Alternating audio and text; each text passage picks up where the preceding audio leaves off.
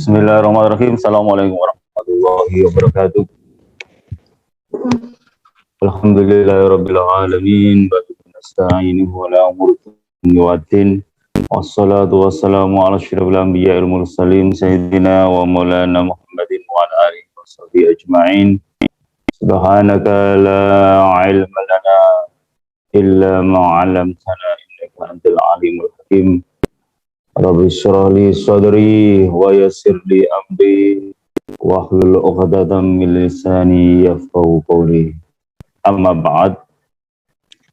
Ikhwan fillah rahimakumullah, alhamdulillah tiada kata yang pantas kita ucapkan pertama kali kecuali ucapan alhamdulillahirabbil alamin atas segala nikmatnya, nikmat iman, nikmat Islam, nikmat sehat, sehingga pada kesempatan sore kali ini Allah masih memberikan kesempatan kepada kita untuk melaksanakan salah satu kewajiban thalabul ilmi, yaitu menuntut ilmu. Semoga apa yang kita lakukan sore ini mendapatkan manfaat, mendapatkan keberkahan dari Allah Subhanahu wa taala.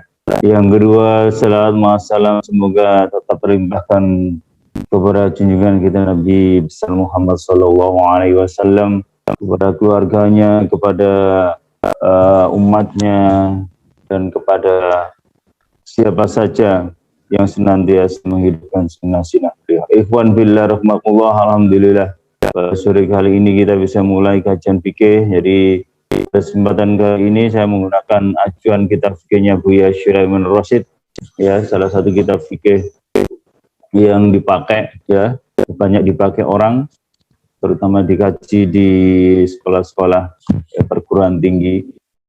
Sebelum kita memulai mengkaji sore ini, ya, mari kita berdoa kepada Allah Subhanahu wa taala, semoga kita bisa memperoleh manfaat dari ilmu ini, ya, sehingga kemudian kita nanti bisa mengamalkan dan kita termasuk orang-orang yang dirahmati dan diberikan oleh Allah kenikmatan di surga.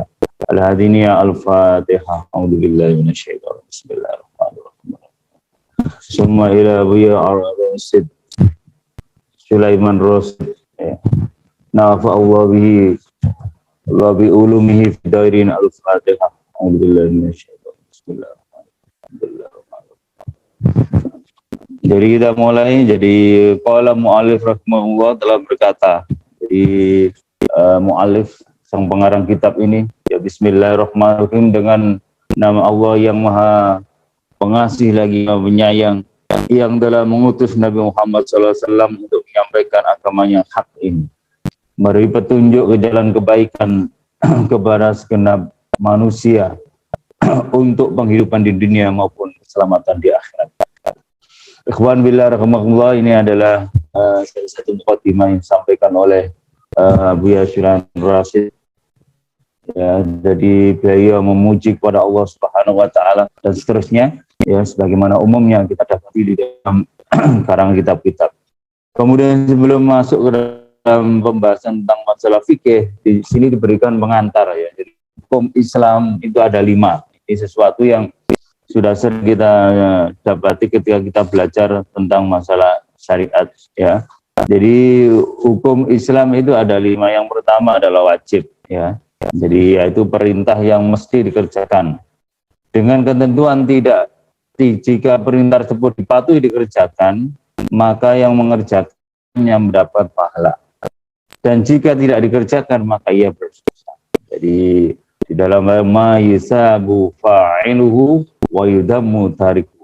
Jadi siapa saja yang mengerjakannya mendapatkan pahala, sedangkan orang-orang yang meninggalkannya, ya, mendapatkan celaan. Ma yusabi fa'lu wa yutraku damuhu, ya, wa yudammu tariku, dan siapa saja yang meninggalkannya mendapatkan celaan. Di sini itu adalah wajib. Kemudian kalau kita melihat dari istilah wajib ini adalah istilah yang disepakati oleh para ulama, walaupun ada beberapa juga istilah wajib itu fardu sama saja.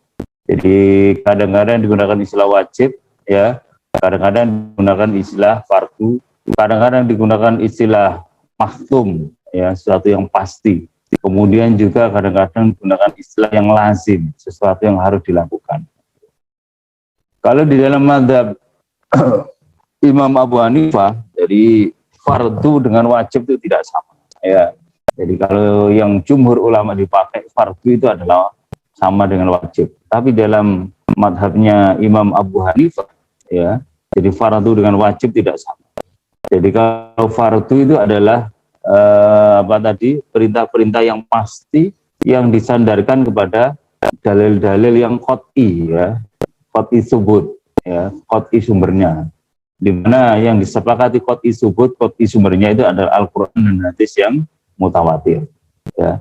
Sementara kemudian kalau perintah-perintah yang pasti itu berasal dari yang tidak dhoni subut, ya, jadi sumbernya itu adalah dugaan kuat,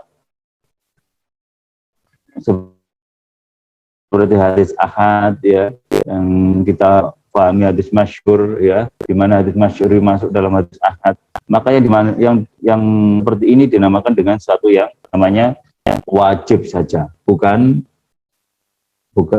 fardu, ya. Jadi wajib nanti juga banyak dibagi, misalnya, ya. Jadi ada dilihat dari sisi masa pelaksanaannya, ya. Ada fardu itu yang mutlak, ya. Jadi waktunya masa pelaksanaannya panjang, seperti orang haji itu, ya, itu masa pelaksanaannya panjang, ya. Atau mengkodok puasa bulan Ramadan menurut sebagian mazhab itu panjang, sepanjang umur dia. Ada ulama yang mengatakan ya setahun itu juga harus segera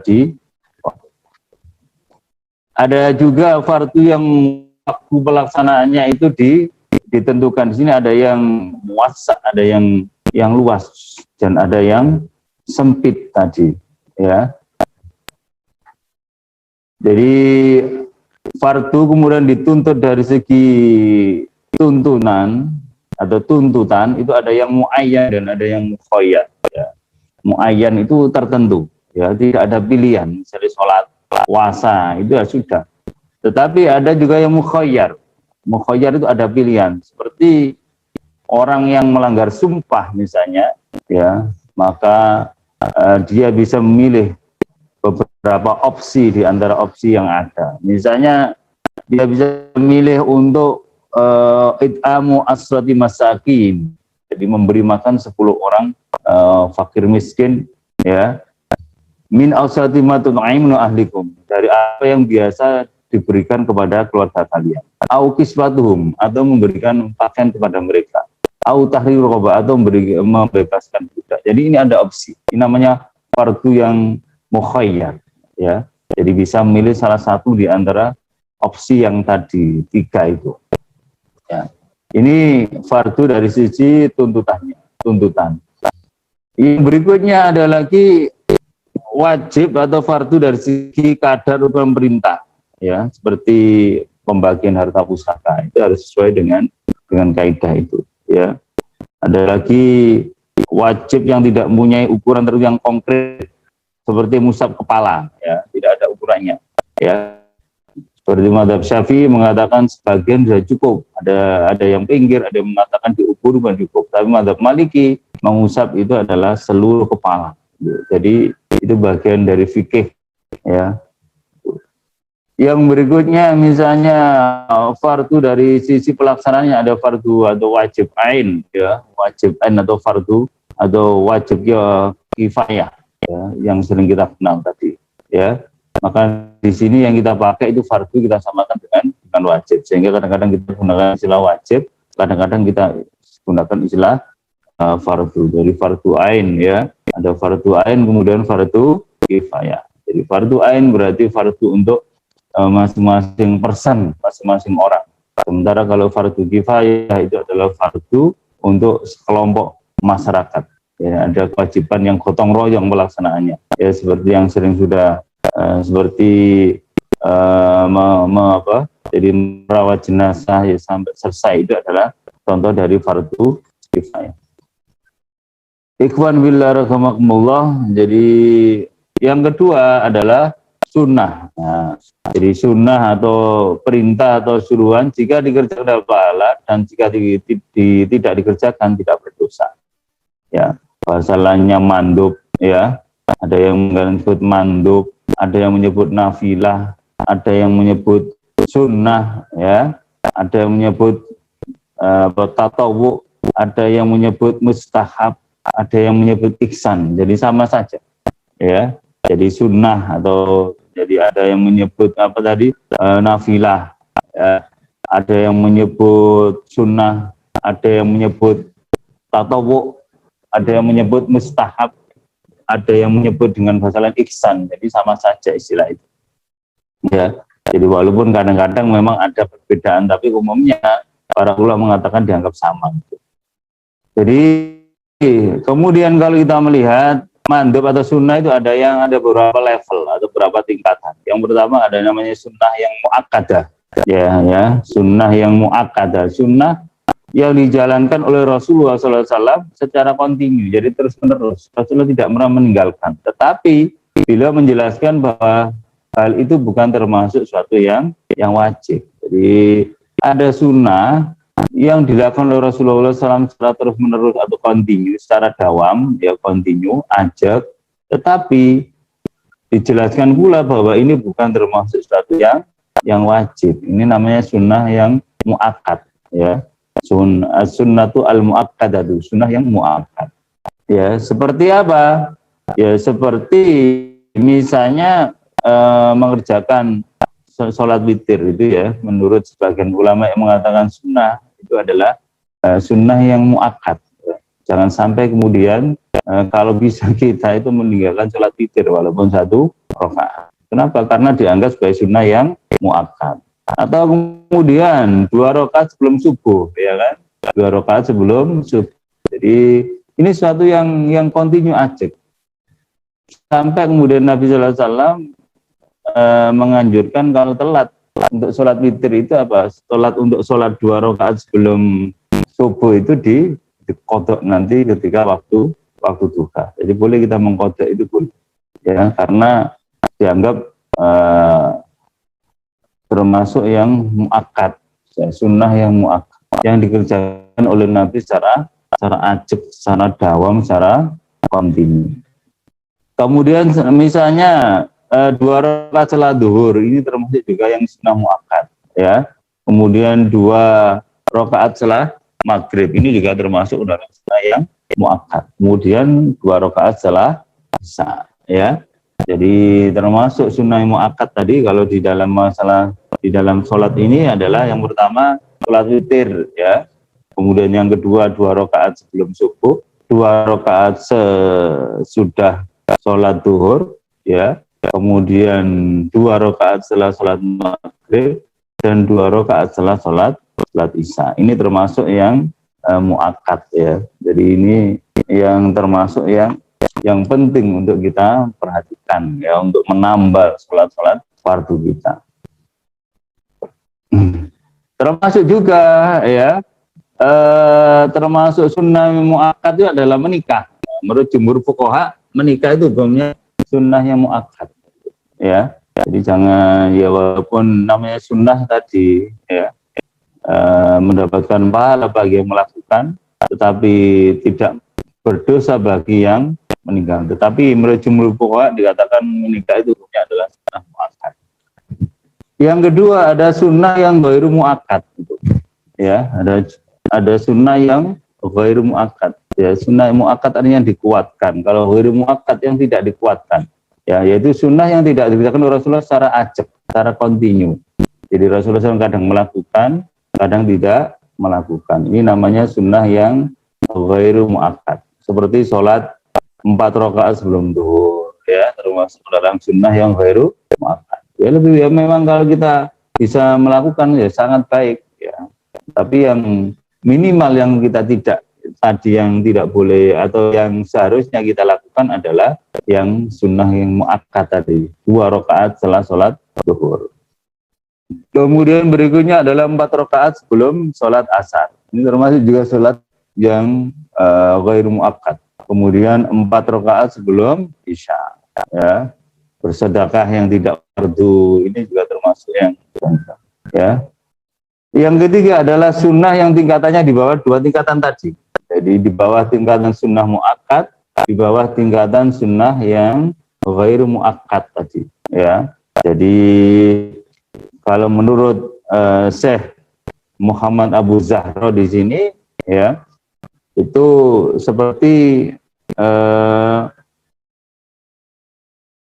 mengikuti cara berpakaian, ya, cara berpakaian Nabi, ya, mengikuti cara makannya Nabi, minumnya Nabi, misalnya ini termasuk sunnah yang tingkatannya di bawah, ya sunnah tapi tingkatannya di bawah muakkadah ataupun di bawah yang baru muakkadah tadi. Ya, termasuk di sini juga memelihara jenggot, ya, menggunting kumis, ya, yang merupakan ini adalah termasuk adat kebiasaan yang baik sehingga masuk ke dalam sunnah, ya, walaupun bukan sunnah yang muakkadah atau sunnah yang tingkatannya atau sunnah yang ghairu muakkadah. Jadi ini termasuk dalam sunnah yang tidak, ya, sunnah yang tingkatannya di bawah sunnah muakkadah maupun ghairu muakkadah. Jadi ini yang kedua adalah sunnah ini. Kemudian yang hukum yang ketiga adalah haram, ya. Jadi haram yang mana haram ini adalah termasuk larangan yang keras. Larangan-larangan yang keras. Dengan pengertian kalau dikerjakan kita berdosa, jika tidak dikerjakan ditinggal kita mendapatkan pahala. Ya. Ma yudamu fa'iluhu wa yusabu tarikuhu. Jadi orang yang mengerjakannya itu dicela, mendapatkan celaan menurut syariat, ya. Kemudian orang yang meninggalkannya ini adalah mendapatkan pahala. Ini haram menurut definisi para ulama. Jadi ma yusabu, ma yusawa, ma yudamu, jadi fa'iluhu wa yusabu tariku, yang melakukan mendapatkan celaan, ya, atau dalam bahasa lain ma yu'aqabu fa'iluhu wa yudammu, ya, jadi wa yusabu tariku, siapa yang melakukan badan siksa, ya, sementara yang meninggalkan mendapatkan pahala. Ini namanya haram, ya, maka dikatakan larangan yang keras, ya. Jadi itu. Kemudian di dalam mazhab jumhur ulama, ya, kita mengatakan haram saja, ya. Tetapi kalau di dalam mazhab Hanafi, ya, ada dikenal istilah, jadi kalau larangan itu pasti, ya, ditetapkan berdasarkan dalil yang qat'i, ya, qat'i subut tadi Al-Qur'an dan hadis yang mutawatir, maka dinamakan dengan haram. Ya, sementara kalau larangan itu tidak ditetapkan berdasarkan dalil yang qat'i subut, yaitu Al-Qur'an dan hadis mutawatir, maka dinamakan dengan makruh tahrim, ya. Makruh satu yang dibenci, ya, tahrim, ya.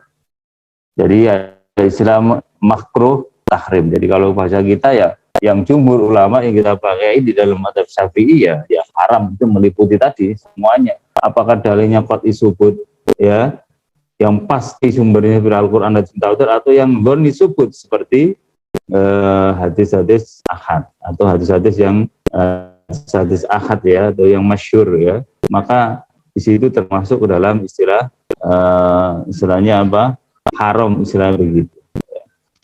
Contohnya apa yang pasti, ya, seperti larangan atau haramnya khomer, ya, kemudian apa, haramnya riba, ya. Jadi itu kalau bai'a wa harrama riba. Jadi Allah menghalalkan jual beli dan Allah mengharamkan riba. Ini namanya haram. Ya. Kalau di menurut jumhur ulama, ya. Jadi tidak membedakan antara haram dengan makruh tahrim. Ya. Jadi itu yang haram. Sebenarnya masih banyak penjelasan tentang haram, ya. Kemudian berikutnya adalah istilah makruh, yaitu larangan yang tidak keras, ya. Jadi kalau tidak dilanggar tidak dihukum, tidak kalau dilanggar tidak dihukum. Dan jika larangan ditinggalkan diberi pahala, ya. Larangan yang tidak keras. Kalau dilanggar tidak dihukum, tidak berdosa, tetapi jika larangan itu ditinggalkan maka diberi pahala, ya. Jadi ini namanya makruh tadi, ya. Misalnya Rasulullah SAW bersabda, innallaha yakrahu lakum qila wa qala. Sebenarnya Allah itu membenci, ya, bagi kalian qila wa qala, ya, kata-kata yang tidak jelas. Qila dikatakan qala itu istilah bahasa Arab itu sesuatu yang tidak jelas benar tidaknya, atau bahasa sekarang desas-desus, ya. Jadi berita-berita yang tidak jelas, tidak suka. Maka berita-berita itu harus dicek dulu baru kemudian disampaikan. Yang kedua, waqassatus soal, banyak tanya, ya, banyak tanya tapi tidak, ya, tanpa ada realisasi dalam perbuatan, ya. Jadi nek wis ngerti gak dilakon, hanya sekedar untuk usrek saja, ya. Kalau zaman sekarang hanya untuk usrek saja, ya, tidak diamalkan dalam perbuatan sehari-hari. Maka di dalam kitabnya Saifuddin Sarkot, di dalam Islam itu yang menonjol itu adalah nahiyah amaliyah, jadi aspek pengamalan, bukan nahiyah ta'limiyah, bukan aspek pengajaran. Maksudnya apa? Jadi Islam itu dipelajari untuk diamalkan, ya, bukan seperti kalau tidak diamalkan maka nanti seperti kita belajar ilmu-ilmu sejarah, ya, ilmu geografi, mungkin ya ilmu-ilmu yang lain, ya, pokok iso, ya, tidak. Maka di dalam Islam menurut Saifuddin Sarkot dalam kitabnya Taqarrub ila Allah Thariqut Taufik itu dikatakan adalah yang ditonjolkan di dalam Islam itu adalah aspek amaliyah, aspek pengamalan, bukan aspek taklimiyah. Ya, wajib karena beramal harus dengan ilmu, tapi bukan dalam rangka taladud untuk bernikmat-nikmat dengan ilmu, ya, sementara amalannya kosong lah ini, ya, tidak boleh seperti itu. Ini kemudian istilah makruh, ya. Jadi maka di dalam mazhab Hanafi ada istilah makruh tahrim. Makruh tahrim itu adalah larangan yang pasti yang didasarkan pada dalil yang doni subut, seperti hadis ahad, ya. Seperti memakai sutra, ya, memakai sutra kan tidak ada dalam Quran, di dalam hadis, ya. Maka yang demikian itu dikatakan menurut mazhab Hanafi adalah makruh tahrim. Cincin emas dan perak bagi kaum laki-laki ini juga masuk istilahnya makruh tahrim, ya. Tapi kalau kita ikut pendapat jumhur maka ya tetap dinamakan dengan haram, ya. Jadi poligami bagi orang yang khawatir tidak dapat berbuat adil, ini termasuk juga istilahnya makruh tahrim. Jadi yang kedua ada lagi istilah makruh tansih, ya. Ini sama dengan definisi makruh yang tadi kita bahas, yaitu larangan yang tidak keras. Kalau dilanggar tidak dihukum, tidak berdosa. Dan jika dilarang itu ditinggalkan, maka diberi pahala. Jadi ikhwan fillah rahimakumullah. Jadi dan yang terakhir untuk yang kelima, jadi hukum dalam Islam itu adalah hukum mubah, ya. Jadi sesuatu yang boleh dikerjakan dan boleh pula ditinggalkan, ya. Ada takhir, ada pilihan bainal fitli wa tarki, antara melakukan dan meninggalkan. Ya, ini kalau dikerjakan tidak berpahala dan tidak pula berdosa. Jadi namanya ada takhir bainal fitli wa tarki, antara melakukan dan antara meninggalkan. Dan kalau ditinggalkan tidak berpahala dan tidak berdosa, ya, bisa. Tetapi menurut sebagian ulama bahwa tidak ada kemudian mubah ini yang sifatnya permanen, tidak ada, ya. Jadi makan misalnya ya mubah, tetapi kalau tidak dilakukan makan, ya, misalnya orang meninggalkan makan terus menerus, maka kemudian jadi menimbulkan kebinasaan. Maka pada waktu itu makan menjadi bukan sesuatu yang mubah, bahkan sesuatu yang wajib, gitu. Jadi ada yang mengatakan para ulama begitu, ya. Oleh karena itu Imam Syatibi, salah seorang ahli ya pakar usul fikih, menjelaskan mubah itu ada dua. Yang paling masyhur mubah yang digunakan untuk melayani suatu perintah yang wajib. Di mana ada perintah wajib itu digunakan harus ditopang dengan perkara yang mubah tadi. Jadi seperti makan, ya. Jadi diperlukan untuk melakukan kewajiban-kewajiban yang lain. Jadi untuk beribadah, untuk belajar, menuntut ilmu, semuanya dibutuhkan perkara yang mubah tadi misalnya. Yang kedua adalah mubah yang dipergunakan untuk melayani satu perbuatan yang dilarang. Ya, jadi secara Jadi yang poin yang kedua mubah yang dipergunakan untuk melayani suatu perbuatan yang dilarang. Ada juga mubah yang digunakan untuk melayani suatu perbuatan yang dilarang. Ya. Jadi ada mubah itu yang dipergunakan untuk melayani perbuatan yang dilarang. Ya, tetapi ya, perbuatan ini tidak boleh dilakukan terus-menerus. Ya, seperti bergurau, ya, bergurau itu perlu, tapi tidak boleh kemudian dilakukan secara terus-menerus. Ya. Kemudian seperti mendengarkan radio, ya tidak boleh kemudian dilakukan secara terus-menerus. Ya, tidak ada hubungannya dengan itu. Mendengarkan mungkin lagu-lagu, ya, walaupun lagu-lagu itu adalah bukan lagu-lagu yang diharamkan, tetap tidak boleh kemudian dilakukan. Atau misalnya rekreasi, ya. Rekreasi terus, ya, setiap hari rekreasi, ya, walaupun rekreasi hukumnya mubah, tetapi di sini dikatakan tidak boleh dilakukan secara terus-menerus. Jadi ini hukum dalam Islam ada 5 tadi. Jadi yang pertama adalah wajib atau fardu, kemudian yang kedua adalah sunnah, ya, ada nafilah, ada mustahab, ada ihsan, ada tatawu bahasa lainnya, ada yang haram, ya, ada menyebutnya makhlur, ya. Kemudian ada yang makruh tadi, kemudian ada yang mubah. Jadi ini, ya. Jadi hukum di dalam Islam itu ada 5. Maka menurut mazhab jumhur ulama maka dikatakan hukum yang 5, ya. Tapi kalau menurut mazhab Abu Hanifah dikatakan hukum yang 7. Kenapa? Karena ada tambahan tadi, ada tambahan ada fardu, ada wajib, ya, ada fardu, ada wajib, ada makruh tahrim, ada makruh tanzih, 4, ya. Kemudian ada lagi ada lagi mubah, ada sunnah, ya, sehingga totalnya kurang lebih sekitar ada 7 di situ. Sementara menurut jumhur ulama yang kita pahami itu ada 5 saja, ya. Ada wajib, ada sunnah, ada haram, ada makruh, dan ada mubah. Ikhwan billah rahmatullah. Jadi hukum-hukum itu kalau ditinjau dari pengambilannya menjadi ada 4 macam, ya.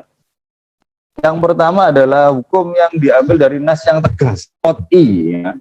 Jadi kalau dulu kita mengkaji awal-awal itu, ya, kitab Al-Fiqh Islami ini ada. Jadi hukum-hukum yang diambil dari nas yang tegas, yakin adanya dan yakin pula akan maksudnya yang menunjukkan atas hukum itu. Jadi qat'i subut, qat'i dalalah, ya. Jadi qat'i subut, qat'i dalalah. Qat'i subut pasti sumbernya. Jadi Al-Qur'an dan hadis yang mutawatir. Kemudian qat'i dalalah maknanya hanya satu, ya. Tidak ada, ya, saking jelasnya, atau bahasa lainnya termasuk yang ayat-ayat yang muhkam, ya, yang jelas maknanya satu, ya, sehingga tidak ada lagi kemudian perbedaan pendapat di antara kalangan para ulama. Ini namanya hukum-hukum yang dari nas yang tegas, ya, yakin adanya, yang qat'i subut dan qat'i dalalah, ya. Makanya dalam kondisi yang demikian tadi, menurut mazhab Imam Abu Hanifah dikatakan fardu i'tiqadi, fardu amali, ya. Secara keyakinan itu juga wajib, secara amalan perbuatan juga juga wajib, ya. Maka orang-orang yang mengingkari hukum-hukum seperti ini bisa jatuh pada kekafiran, ya, karena tadi qat'i subut, qat'i dalana, ya.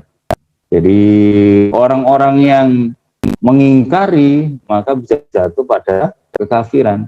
Hukum seperti ini tetap tidak berubah dan wajib dilaksanakan oleh seluruh kaum muslimin. Ya, hukum-hukum seperti ini sifatnya permanen, tidak berubah. Ya, jadi kalau ada kaidah itu dulu tidak, ya, bisa disangkal perubahan hukum karena perubahan zaman dan makan, ya dilihat dulu hukum yang mana yang berubah.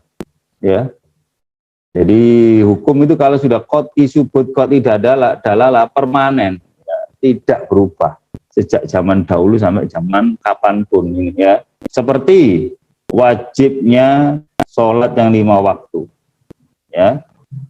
Maka seorang pun tidak boleh membantah kewajiban sholat 5 waktu, ya. Kalau dia itu membantah, antara dia sudah diberitahu bahwa sholat 5 waktu adalah wajib, maka bisa jadi dia jatuh pada kekafiran, ya. Walaupun mungkin dia mengerjakan yang lain, tapi kalau dia mengingkari sholat, ya, wajibnya sholat bisa jadi. Bagaimana kemudian kalau dia mengingkari, kalau dia tidak melakukan sholat, ya dilihat dulu. Kalau dia tidak melakukan sholat itu karena malas, ya, tapi tetap dia itu mengakui kewajiban, ya, sholat 5 waktu, maka dia hanya jatuh pada zalim atau fasik atau zalim saja, tidak sampai jatuh pada kekafiran tadi, ya. Jadi sama dengan wa malam yahkum bima anzalallah fa ulaika humul kafirun. Jadi kafir itu terjadi kalau mereka orang-orang yang menolak atau mengingkari, ya, kewajiban-kewajiban yang diberikan oleh Allah Subhanahu wa taala. Kalau dia itu masih mengakui tetapi dia itu tidak mampu, ya, atau malas melakukan, ya, maka dia tidak jatuh pada kekafiran. Ini bisa jadi fa'ulika humul zalim, mungkin orang yang zalim saja atau fasik saja gitu.